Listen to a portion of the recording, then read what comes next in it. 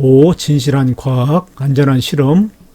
5. 진실한 과학, 안전한 실험.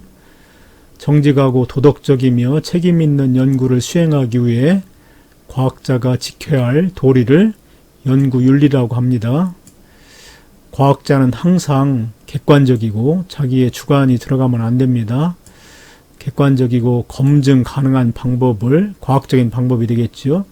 검증 가능한 방법을 사용하여 연구를 수행해야 하며 정확한 데이터를 사용하고 결과를 진실하게 밝혀야 합니다. 이것이 과학자가 지켜야 할 연구윤리라고 볼 수가 있습니다.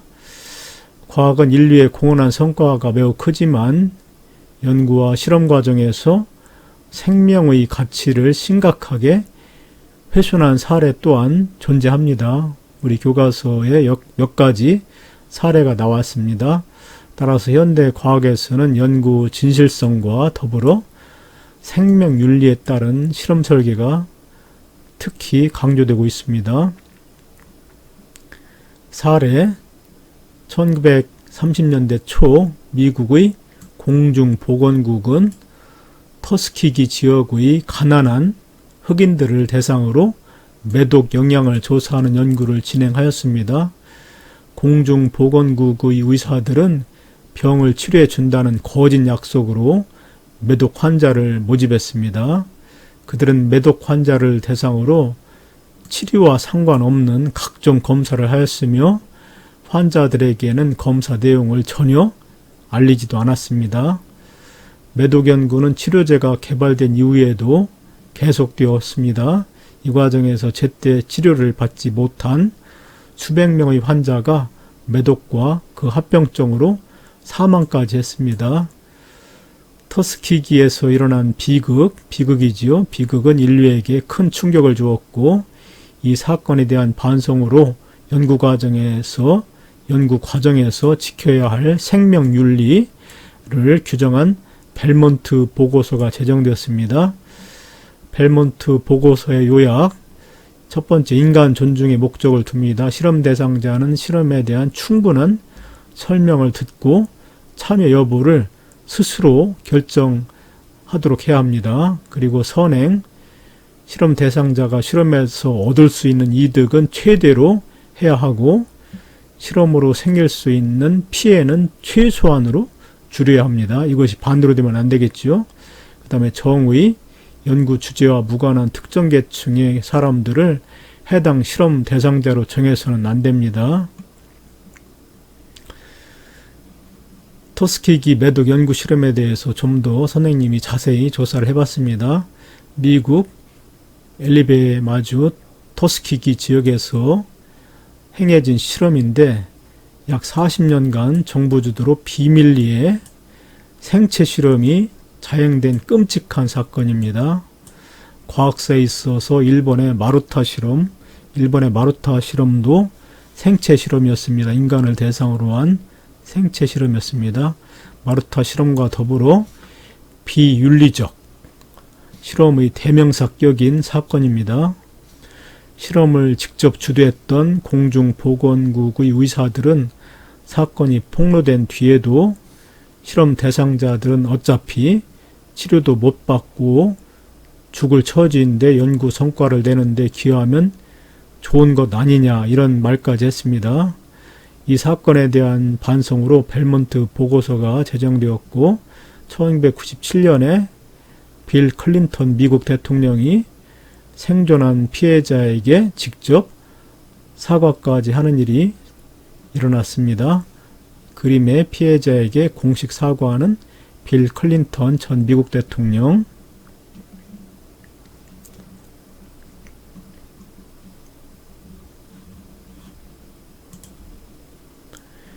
현대에는 지적 활동의 결과물이 중요한 재산으로 인정받고 있다. 지적 활동 결과물의 종류에는 문화, 음악, 미술, 이런 예술작품뿐만 아니라 연구자의 연구 결과를 담아낸 논문도 해당이 됩니다. 논문 또한 지적 재산에 해당한다. 이에 따라 연구자의 연구 성과와 경제적 이익에 대한 권리를 보장하기 위해 저작권과 특허권이 강화되고 있다. 또한 연구 결과를 발표하는 과정에서 위조, 변조, 표절, 중복게재 등의 부정행위를 하지 않는 연구자 개개인의 윤리의식도 중요하다. 연구가 진행되는 실험실의 안전도 매우 중요하지요. 실험실에서는 인체에 해가 될 수 있는 여러 가지 약품이나 기자재를 사용하는 경우가 많다. 따라서 실험을 수행하는 과학자는 실험실 안전수칙, 또 안전사고 시 대처 방법, 이런 것은 우리 과학실에도 게시가 되어 있기 때문에 여러분들이 잘 숙지하기 바랍니다. 이를 실천해야 한다. 몇 가지 소개가 되었습니다. 과학 실험실에서 발생된 몇 가지 사례가 소개되었습니다. 어느 대학의 실험실에서 실험 중 폭발 사고가 일어났습니다. 이 사고로 학생 한 명은 얼굴과 가슴에 2에서 3도 화상을 입었습니다. 그리고 다른 학생은 팔과 목에 2도 화상을 입어 병원에서 치료를 받았습니다. 이날 사고는 성냥의 원료 붉은 인과 염소산 칼륨을 혼합하다가 발생된 폭발 사고였습니다. 그래서 실험실에서 화재 예방이 무엇보다 중요한데 실험실에서 휘발성이 강하고 인화점이 낮은, 그러니까 불붙기 쉬운 물질이 있는데 에테르, 벤젠, 에틸알콜, 메틸알콜 이런 것들은 보관할 때 주의해야 되는데 꼭 뚜껑을 잘 닫아서 보관해야 됩니다. 그리고 화기, 불을 가까이 하지 말아야 됩니다. 그리고 실험대 위에서 알콜 램프가 넘어지거나 깨졌을 때는, 깨져서 화재가 발생하면 불붙기 쉬운 물질, 가연성 물체를 멀리 치워야 됩니다. 그리고 절대로 물을 뿌리면 안 되고 모래 혹은 젖은 걸레로 덮어가지고 산소 공급을 차단시켜야만 합니다. 그리고 인화성 물질, 불붙기 쉬운 물질은 용기 마개를 잘 닫아야 되고 밀폐하여 그늘지고 바람이 잘 통하고 서늘한 곳에 보관해야 됩니다. 바람도 잘 통하지 않고 햇빛이 강한 곳에 보관하면 잘못하면 화재가 발생될 수 있습니다.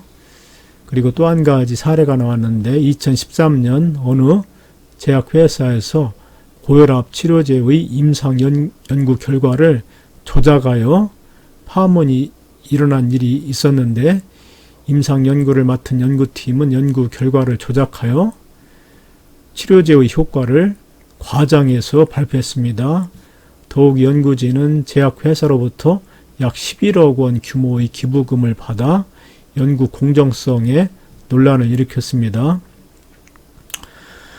이것이 바로 이제 연구 진실성과 관계 있는 내용인데 연구자는 항상 정직하고 타당한 연구 방법을 사용하여 연구를 수행해야 하며 정확한 데이터와 결과를 진실성 있게 얻어야 합니다. 데이터의 수집 및 분석 방법, 결과 처리 과정에 있어서도 연구의 자율성을 지키고 연구 과정 중에 일어나는 모든 것을 기록하는 연구 노트를 작성한다면 연구 진실성은 확보할 수가 있습니다.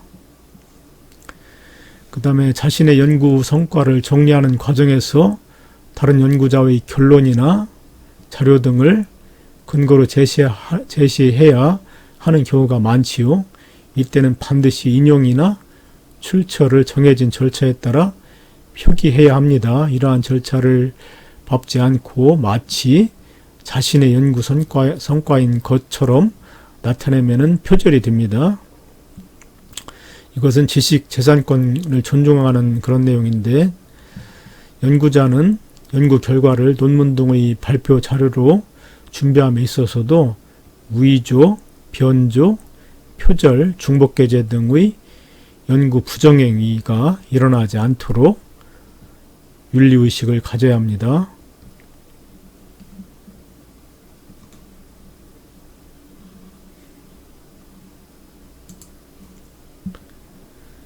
자, 여러분들이 탐구해야 할 탐구 과제가 나왔네요. 우리 주변에서 천연 항생물질 찾기. 우리 학교 주변에도 식물이 많은데 실제로 여러분들 다다음 주에 등교 개학하면 야외에 나가서 천연 항생물질을 식물 속에서 찾아보도록 하겠습니다.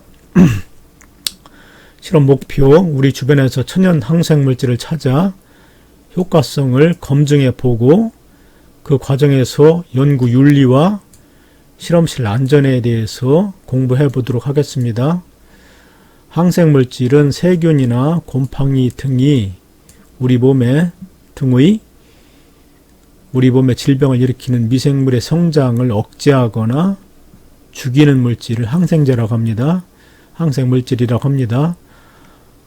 습속에 가면 상쾌한 향을 맡을 수가 있는데 이는 식물이 항생물질인 피톤치드는 식물이 스스로를 보호하기 위해서 병원균이라든가 해충, 곰팡이 등에 저항하려고 내뿜는 항생물질을 가리키는데 주성분은 테르펜 등의 페놀 화합물과 알칼로이드 성분, 글리코시드 성분이 많이 들어있습니다. 그래서 이 물질에 의해서 습에 들어가면 상쾌한 향을 맡을 수가 있습니다. 피톤치드처럼 우리 주변에 있는 천연 항생물질을 찾아 항생 효과가 과연 있는지 확인하고 그 과정에서 연구 윤리와 실험실 안전 수칙을 스스로 배워보도록 하자.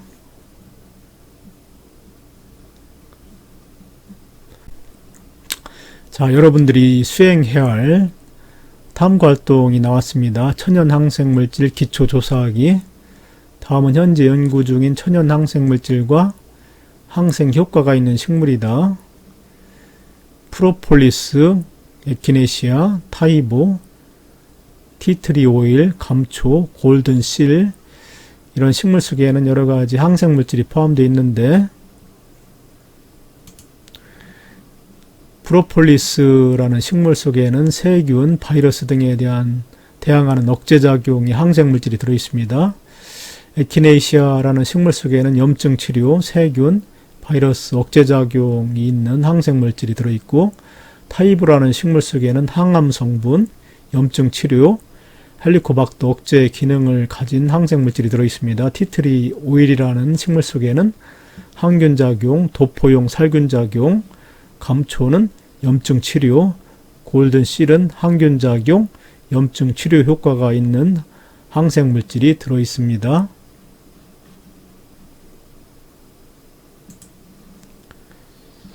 자, 이 중 한 가지를 골라 항생 작용과 적용 사례를 조사해보자. 조사 과정에서 찾은 자료의 출처를 반드시 밝혀야 된다고 그랬죠. 출처를 정확하고 자세히 나타내보자. 책을 인용했으면은 저자명, 책 이름, 출판사명, 연도, 쪽서 순으로 기재합니다. 제일 중요한 것이 저자명이기 때문에 저자명을 맨 앞에 이렇게 기록합니다.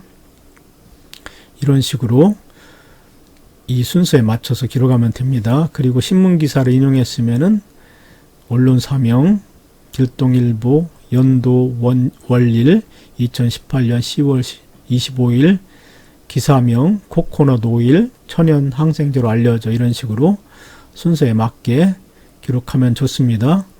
누리집에 있는 자료를 인용했으면은 누리집명, 연월일, 제목, 가장 최근에 UR 순으로 기재하면 좋습니다. 길동인의 2013년 9월 9일 한국의 구렁이에 대해서 연구했나 보네요.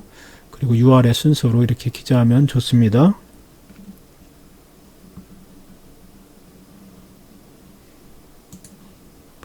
자, 조사한 항생물질의 항생 효과를 알아볼 수 있는 실험을 설계해보자. 구체적인 절차보다는 대략적인 아이디어 수준에서 구상해보자. 이때 실험 과정에서 지켜야 할 안전수칙은 무엇인지 함께 토의해보자. 실험을 설계할 때 반드시 대조군도 있고 실험군도 있다라고 그랬는데 대조군은 실험군과 비교하기 위해서 필요하지요. 대조군은 증류수를 묻힌 항생제 감수성 디스크를 대장균 접종 페이지에 올려놓은 것이 대조군입니다. 왜냐하면 증류수 속에는 항생물질이 들어있지 않기 때문에 증류수를 묻힌 항생제 감수성 디스크를 대장균 접종 페이지에 올려놓는 것이 대조군이 됩니다. 그리고 식물 추출액을 묻힌 항생제 감수성 디스크는 실험군이 됩니다. 왜냐하면 식물 추출액 속에는 항생물질이 들어있어 가지고 그 대장균의 침입을 막는 그런 실험 결과가 나올 수가 있기 때문에 요거는 실험군이 되고, 증류수를 묻힌 항생제 감수성 디스크를 대장균 접종 페이지에 올려놓는 것은 대조군이 됩니다.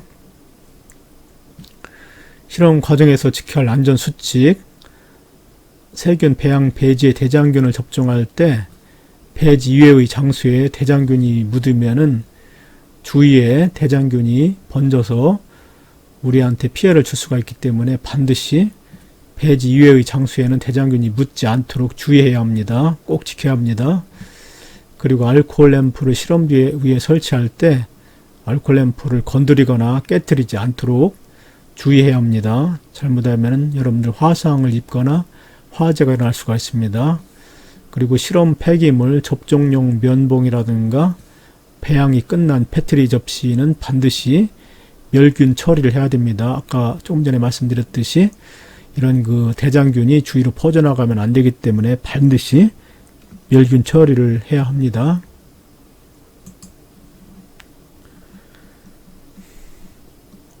자, 두 번째, 우리 주변 식물의 항생 효과 확인하기.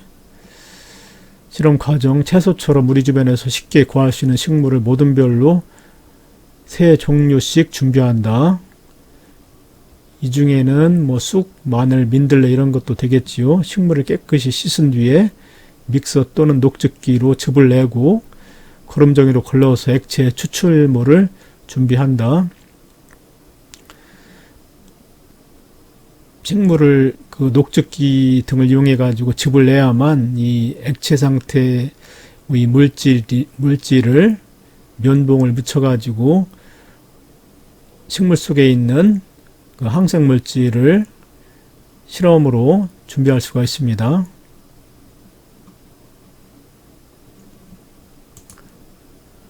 자, 세 번째, 항생제 감수성 디스크를, 여기 보면 이제 그 어려운 용어에 대해 설명을 했는데, 배지는 세균이 잘 자랄 수 있도록 패트리 접시 안에 영양물질을 넣고 굳힌 것입니다.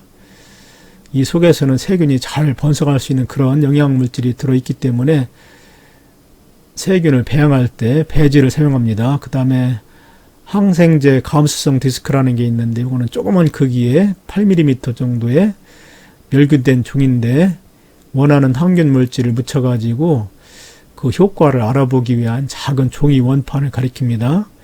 이 항생제, 이 식물 추출액 속에 이렇게 담가가지고 여기 항생제가 포함된 물질이 포함되어 있으면은 이 주위에는 대장균과 같은 세균이 번식할 수 없겠지요. 그래서 그 효과를 알아보기 위해서 필요한 것이 항생제 감수성 디스크입니다. 그 다음에 배지의 세균 접종하기.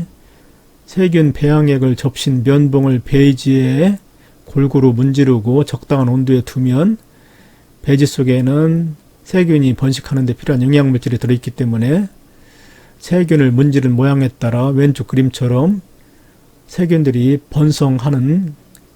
번성해서 증식하는 것을 관찰할 수 있습니다.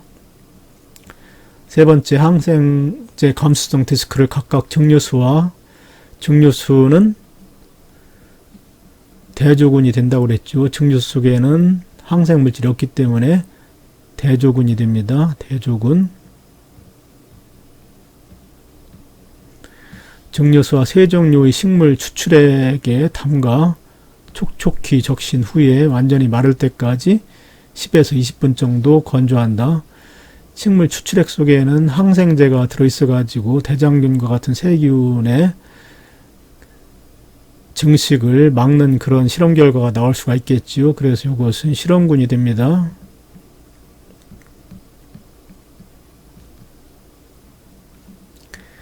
네 번째, 배지 둘레에 3개 내지 4개의 알코올 램프를 놓고 불을 붙인 후에 대장균 배양액을 적신 멸균 면봉을 베이지에 문지른다. 베이지에 면봉을 문지를 때는 S자 모양을 그리면서 면봉을 베이지 전체에 골고루 문질러야 됩니다. 그리고 면봉을 문지르는 과정에서 너무 세게 문지르면 베이지가 찢어질 수가 있고 또 면봉이 부러질 수도 있기 때문에 살살 문질러야 됩니다. 베이지 둘레에 불을 붙인 알코올 램프를 두는 까닭이 무엇이냐? 여기 베이지 둘레 알코올 램프를 불을 켜서 이렇게 주위를 불로 이렇게 감싸고 있는데 그 이유가 무엇인지 알아보자. 그 이유는 대장균을 베이지에 접종시킬 때 베이지 속으로 대장균 외에 의도하지 않은 공기 중의 다른 미생물들이 베이지에 들어가게 되면은 엉뚱한 실험 결과가 나오기 때문에 들어가지 못하도록 하기 위해서입니다.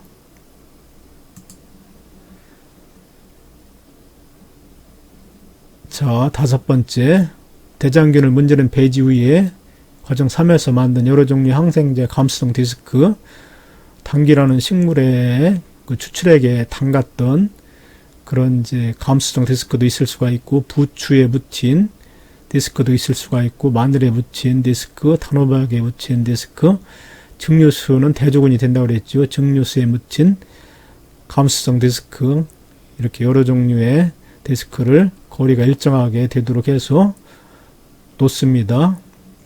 뚜껑을 덮고 파라필름을 이용하여 패트리 접시 옆면을 밀봉합니다. 그리고 올린 디스크의 종류를 뚜껑에 이렇게 표시합니다. 당귀, 증류수, 부추, 단호박, 마늘. 그리고 대장균이 접종된 패트리 접시를 세균 배양기에 뒤집어 넣고 35도에서 24시간 배양한 다음, 대장균을 배양한 다음에 항생제 감수성 디스크로부터 균이 자라지 못한 부분까지의 거리를 측정기로 측정한다고 되어 있는데, 이와 같이 식물 추출액 속에 항생제가 들어있으면 그 대장균들이 이 가까이 증식을 하지 못하고 주위까지만 일정한 거리를 두고 주위까지만 번식하는 그런 결과가 나오지요. 그래서 이런 경우는 그 식물 속에 대장균의 침입을 방지하는 항생제가 많이 들어있다는 것을 알 수가 있습니다. 위치로 볼 때 단호박 쪽이 되겠네요. 부추 속에도 세균이 번식하지 못하는 부분이 만들어졌습니다. 그러나 이 당귀하고 마늘 쪽은 세균이 그대로 번식했기 때문에 당귀라든가 마늘 속에는 세균의 번식을 막는 그런 항생물질이 들어있지 않다는 것을 확인할 수가 있습니다.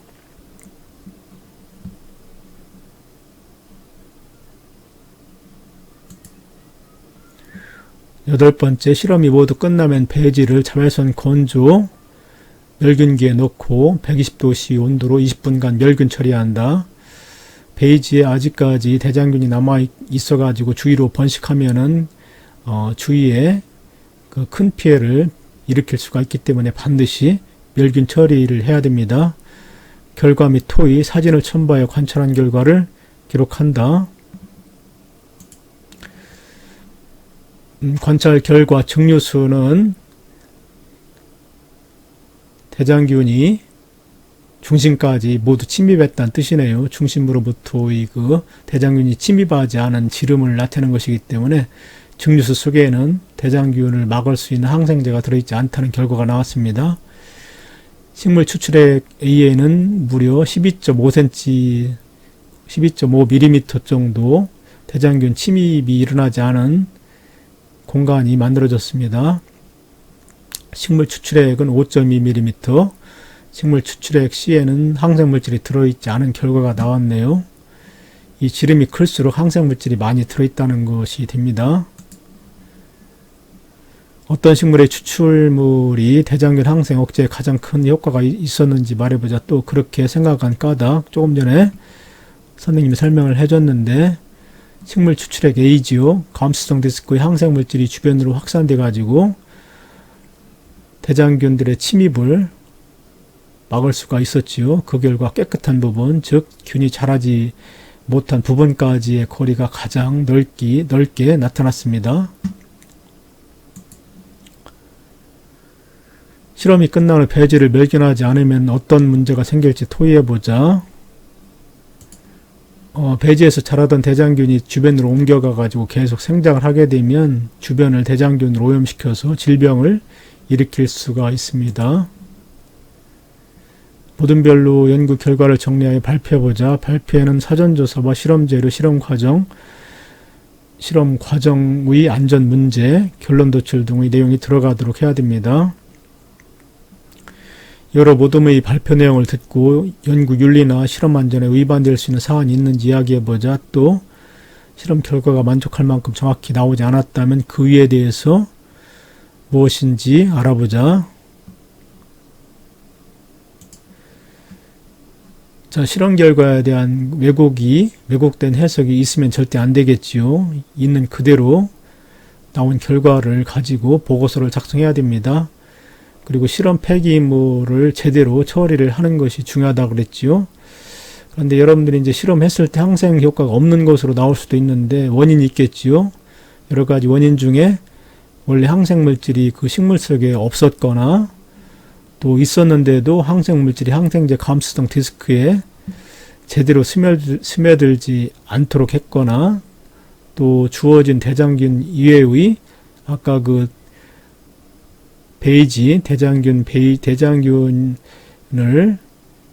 대장균을 그 면봉으로 문지른 그 베이지 주변에 알코올 램프를 켜서 다른 균의 침입을 막도록 했는데 그럼에도 불구하고 대장균 이외의 다른 미생물이 들어와 가지고 감염되었을 경우 그런 가능성이 있을 수도 있습니다.